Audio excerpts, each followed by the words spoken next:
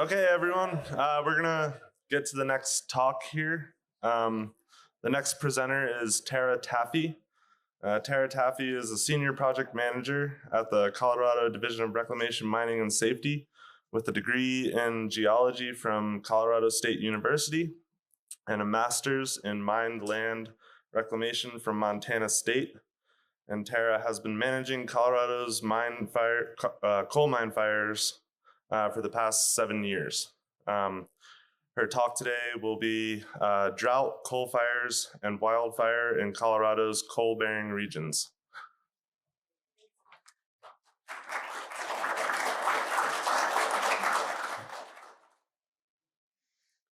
Start my own timer here so I can stay on track. Well, thank you all for being here and thanks for coming to the conference. We really appreciate you being here. Before I even start my presentation, I want to acknowledge our project partners and landowners.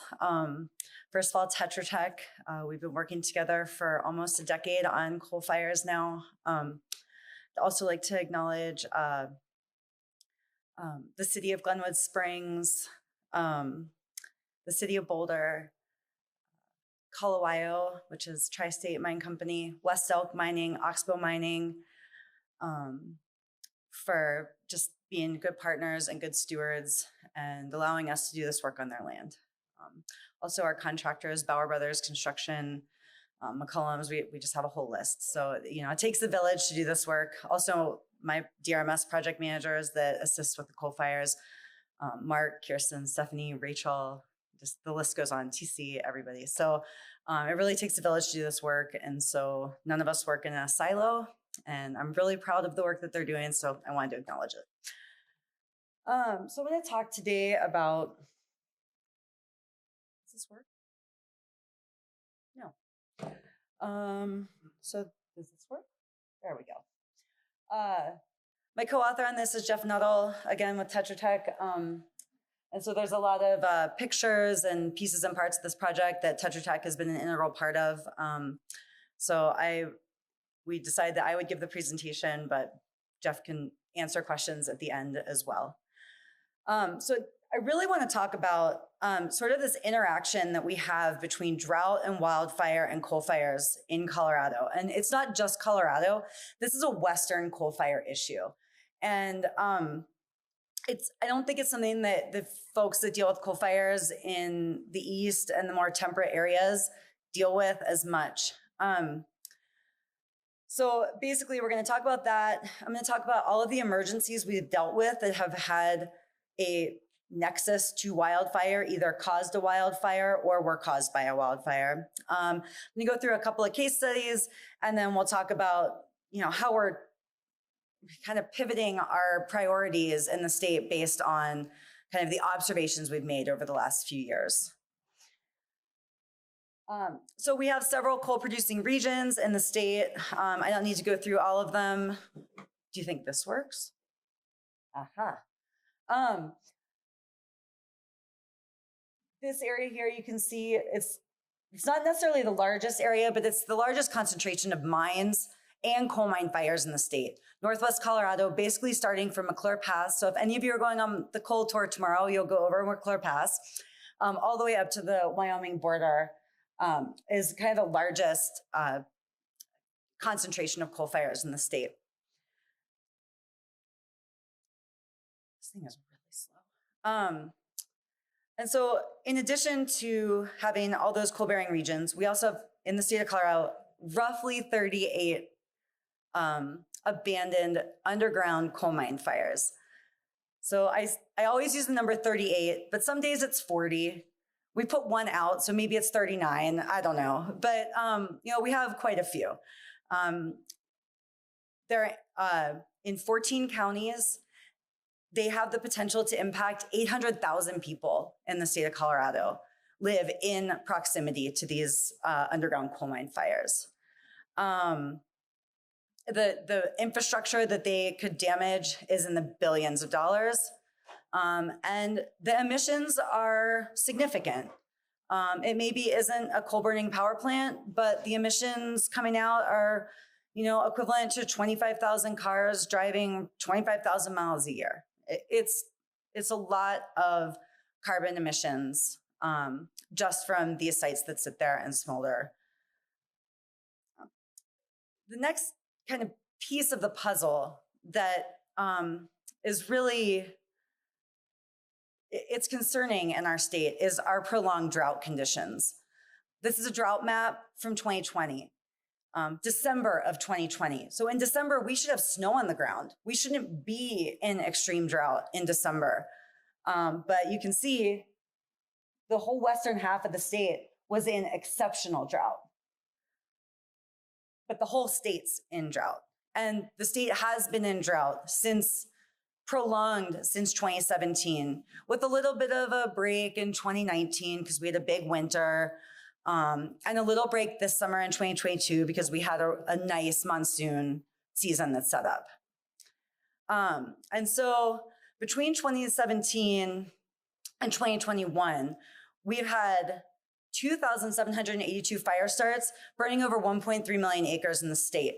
9 of the 20th largest wildfires occurred between 2018 and 2020, and 4 of the 5 most destructive, I'm sorry, that's actually, I screwed that up, 2018 to 2020. And then the most destructive fire that the state has ever had occurred on December 30th, 2021 last year in Boulder, Colorado, which it actually burned over 1,000 structures and caused 2 fatalities. It only burned 6,000 acres, but it burned right through a metropolitan area. And so we have this kind of interesting flow going on in Colorado. So we have our prolonged drought, which is driving down soil moisture. And driving down soil moisture appears to be, and I don't have a whole lot of data to back this up because I haven't been collecting soil moisture data, but I've been making observations throughout this prolonged drought at coal mine fires. So it seems as though our low soil moisture is actually increasing our underground coal mine fire activity, while the prolonged drought is also creating a low fuels moisture issue throughout our vegetated areas, which increases the frequency and intensity of wildfire. And then we have coal fires that are starting wildfires, and then wildfires that are starting coal fires. And so we end up in this kind of horrible feedback loop that it's seemingly is getting worse and worse throughout the state. We've had a little bit of a break in 22, which has been great. So since 2017, the state of Colorado has responded to approximately, because I may have missed a couple, 14 coal fire emergencies. So they have different characteristics. So we've had wildfires that caused a coal gob pile to catch on fire. We've had wildfires that have caused many coal gob piles to catch on fire. We've had wildfires that caused a fire on a gob pile, which then caused another wildfire. We've had vegetation mitigation emergency projects where we're in extreme drought. The vegetation has encroached over some of the active vents, and we peel those back to preclude a wildfire. And then we've just had some, they're just single gob piles. And then one was actually a farmer started a fire in what he thought was a depression on his property, which turns out to have been a air shaft from a mine, then that caught on fire. So we've had a lot of different things kind of going on throughout the last 5 years. And so 10 of those 14 emergencies involved at least one gob pile. One of them of these was a gob pile that caught on fire that then caused a secondary wildfire before we were able to get out to it. We had another one that did the same thing that the landowner did not give us access to put the fire out because it was going to snow the next day. And so he didn't care. He had hunters on his land. He didn't want us out there. Well, then the next spring, it caused another wildfire. And then we've had 3 of those that have involved both seams and multiple piles and outcrop fires. So, we have this just garbage bag full of different problems that are all kind of related to this drought, wildfire, coal fire issue. So I'm going to go through, I didn't want to put any of the photos that we took during our response to Marshall out of respect for the victims. So everything that you see here was taken from news articles or whatever. It felt very disrespectful to show things from people's homes that burned. So just, that's why these are what they are. So the week of December 29th, 90% of Boulder County was in severe drought. 36 of it was in extreme drought. In the end of December, this is all new, right? Fire season's not supposed to be in December. Ahead of a snowstorm, ironically, we had 115-mile-an-hour winds and just really rapid pressure drop. The fire started at 10:30 a.m. It was a brush and ember-driven fire. When we went out to the fire site following the fire, there was nothing even to look at. I mean, the ground wasn't even black. Like everything had blown away in those winds. But unfortunately, it burned into suburban Denver, and it burned over 1,000 houses. This is the kind of area of the Marshall Fire. So Boulder County was heavily coal mined in the early 1900s. And so, oh, sorry, one more picture of the devastation. This is kind of a before and after. And you can see, like, ironically, it snowed 6 inches as soon as the wind event was over. So Boulder County was heavily mined for coal. And our biggest concern was because this was not a forest fire that burned all the trees away. This was a grass fire. And so the grasses are going to grow back within 6 months of this fire. And so we knew time was of the essence to find any secondary fires that were gob piles or anything that had actually caught on fire that was coal related and get them put out. Because unlike tree stumps and other things like that, the gob piles are not going to go out until all the coal is consumed. So they could burn for years. So we got up in the air with the drone. We flew the entire fire area that was known to have coal mining outside of any federal land. There was only a slice of BLM and there wasn't any mining on it. So we were lucky we didn't even have to inspect that area. We found 42 temperature anomalies in this area. And so we then, with those thermal data, went out and looked at each one by one, and identified roughly 8 that were actually coal piles that needed to be put out. So this is a Marshall number 3. So this is in City of Boulder open space, and there was a really pretty hot spot. There was also the Davison Ditch area, and the Marshall number 3 turned out it was a coal pile. The Davison Ditch, they were roots that were on fire. By the time we went out and inspected them on foot, those fires were out. And this was a little bit closer up, and you can see the high temperature was 302 degrees, so which is beyond the ignition point of grass. So had this been there, you get another wind event, you have another grass fire. So the next one I'm going to talk about is the Streeter wildfire. Now, the Streeter wildfire started from the axial coal mine fire. Some cheatgrass, the fire came up to the surface, some cheatgrass on a really windy day, extreme drought conditions again.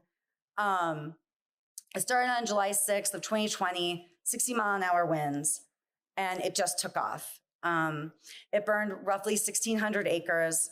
It burned 55 power poles and burned through this power substation of the Colorado coal mine, which, as anybody that knows coal mines, that is not a good thing. It shut the mine down for 3 days. It was really kind of tough. So this was what it looked like 2 days after the fire. The fire's basically started right here. And that's, sorry, as I shake 4 cups of coffee. It burned to the north. And we were really lucky that it burned to the north and not to the south or to the west, because that is where Colowayo's open pit is. So dodged a bullet there. but the whole highway shut down. It burned through the highway. Those are more pictures of the substation. So we responded on the 10th, we got a call on the 10th that said, hey, there's a bunch of coal waste that's on fire that's blowing across the state highway. Can you come and help us? And so we mobilized that was on a Friday afternoon. On Monday morning, we showed up with an excavator and our team, and we were able to get the drone up in the air, fly the site, figure out what we were dealing with. So we had a ton of hot spots on the actual coal mine fire area. So obviously the fire had gotten really ticked off in that wind event. But then on top of that, we had all the gob that was on fire. And you can see how high these temperatures were. These were, I don't have a scale on here, but I want to say some of these were close to 1,000 degrees on the surface. Here's a little bit further to the north. We ended up having about 4 acres of gob that were on fire, and it was actually burning underneath the roots. This was a wetland, and so none of us ever would have thought that this would have burned, but it was the roots of the plants were actually burning underneath. And so this bare area that you see here was actually on fire about 1 foot underneath the surface. That's what it looked like when we showed up. Temperatures of 700 degrees on the surface. And again, blowing across the highway. So the first thing we did was get in and build a huge berm that blocked the highway. And you can see that here is our berm. The highway is just right here. And then we just started getting in and blending and mixing and quenching. And it took us about 60 days, I want to say, to get everything extinguished. We also had the fire was moving up a gob pile towards an old portal. We were able to stop that so it never entered underground. We really were lucky. Unfortunately, in December of 2021, we had to respond to another fire at that site because the outcrop had caught on fire during the wildfire, and we ended up having to go back and re-excavate a portion of that outcrop because we didn't get it out the first time. So this is the last site I'm going to talk about, and I'm definitely running out of time. In northern Gunnison County, it was considered to be in moderate drought in late May of this year. And then that drought trended towards extreme or exceptional drought. And it persisted until basically the middle of August. And that site had been in moderate to exceptional drought since 2019. We had a fire that started on May 26th. This was what the site looked like in the winter. You can kind of see the steaming outcrop up here. On May 26th, we had a small wildfire that started. So we sprung into action and we got our excavators out there and our guys clearing vegetation. And then it started a much larger wildfire while we were out there working. We had to evacuate the excavator. We had to pull everybody off the site. And it started this fire that you see in the photo, which is 2 helicopter teams were on it. We actually had a hotshot team come and look at it, and they determined that it was actually too steep and dangerous to put men and crews on. So the only way that we were able to fight this was from the air. Luckily, we got lucky with the helicopter crews being available, and we were able to get the site under control only using retardant drops and water drops. And the flight time between the river and the site was only about 1 minute. So that was also very lucky. They were able to make a ton of trips. However, this site is across the street from a community. It's also on active coal mine property across the street from a reclaimed coal mine. So there's a lot of combustible stuff in this area, and you have people living there. So again, this is sort of some close-ups of what that looked like when it was burning. We finally finished building a road, doing the veg clearing, and all of the things that we had to do at that site. We sprayed a bunch of pre-emergent herbicide to not get the vegetation back, just because we just really need some time to be able to get out there. I mean, this site is a 1-to-1 slope with an 80-foot cliff at the bottom of it. It is impossible. And it's not impossible, but it feels impossible right now. And we're gonna start a drilling investigation in November. So I'm gonna wrap it up really quick. I know I only have a couple minutes left, but because hopefully you guys won't have 10 minutes of questions, I'm gonna run a little long. This is our priorities list. In 2019, Jeff Nuttall and I got up in Pittsburgh and we said, we came up with the most amazing way to prioritize these sites. We use all of these factors. This is how we do it. We nailed it. Well, in the last couple of years, we've learned that maybe we didn't nail it. So I started looking at this matrix, and it includes wildfire danger. But one thing I think that's missing is drought conditions, and not drought conditions at today, drought conditions over the last 5 years. And I think we have to really start focusing that drought conditions on our priorities for how we're managing and prioritizing mine fires in the state. Because now, if you look, the Axial mine fire, the Bear, which is now called Edwards, I'll explain over beers later, and Marshall 1 and 2, these were not our biggest priority sites. Axial was the closest at number 5, but they are now our 1, 2, and 3 priorities in the state. Marshall and Edwards will likely be done in the next year to 2 years. We will be doing mitigation of the fire because of what we've seen there. Now, the Marshall underground coal mine fire is in the Marshall fire area and near the ignition source. So it was actually looked at as a potential cause for that Marshall fire. There was nothing conclusive ever came of that. However, it really made us think, oh man, we better get that one off the list. So that's sort of how we're going to start prioritizing a little bit differently. And so, I hate life lessons, as Steve will tell you. But drought, wildfire, and underground fire activity, these are all things that are out of our control. So the only thing we can do is plan better for these kind of emergencies as they come up. The way we're doing that is we're monitoring wildfire activity. If wildfire burns through a coal-bearing area, we are out there as soon as that emergency situation is over, verifying that we don't have secondary coal mine fires. This was critical in that Marshall fire and also in a fire that we dealt with near Mancus.